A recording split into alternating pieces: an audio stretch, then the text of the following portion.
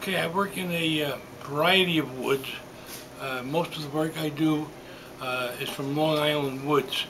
Most of it's from the North Fork of Long Island.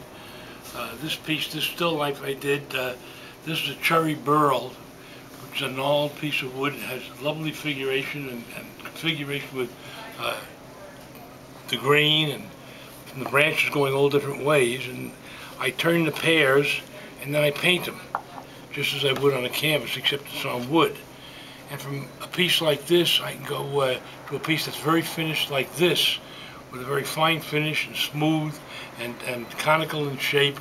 So I run the gamut, the whole thing, from very textured sculptural forms, where I do a lot of carving.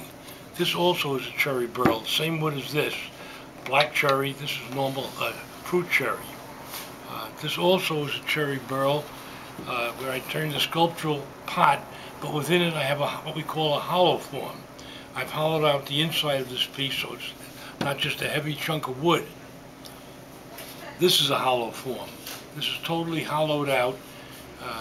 The form is everything, and this is spalted maple. Pencil line spalting, which nates to fungus. It's grown in a tree. It's not something that I paint in. It's something I try to take advantage of when I design the piece. That I wanted this to come out with the spalting this way. Is the top made of different wood, or it's the same wood? Yeah, it has slightly different color. The collar on this piece is made of cedar. The hollow form itself is spalted pencil line maple. This is another piece turned from maple, but I did a lot of antiquing in the finish. This is the bark. I retained the bark on it, and this is from my Winter Flower series.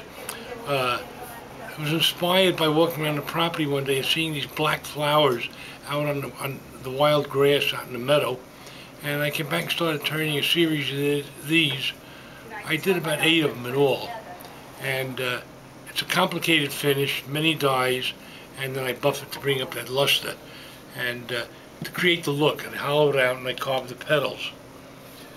This too is another piece native cherry burl, with the bark and the occlusions left intact. And the object here is, I go from a very smooth finished look to this very, very natural bark, the way it grew on a tree. The thing with a wood turner is, a famous wood turner once said, I don't design beauty, I uncover it. And that's my mantra. I feel that my job is to take a piece of wood the way it grows on a tree and bring out its beauty and its energy. And that's what all of these pieces do, I hope. And I hope it brings out for the viewer to get that enjoyment from it. The point is that you can look at these pieces day after day and not become bored with them. And that's what makes a nice piece of art. You also, with a piece of art, you can't judge the size. A small piece can look monumental if it's well designed and executed properly. And that's one of my goals. And I've been able to do most of it with natural woods from the plywood pile, or people have trees knocked down or blown down by storm. I don't take a tree down to do my turnings.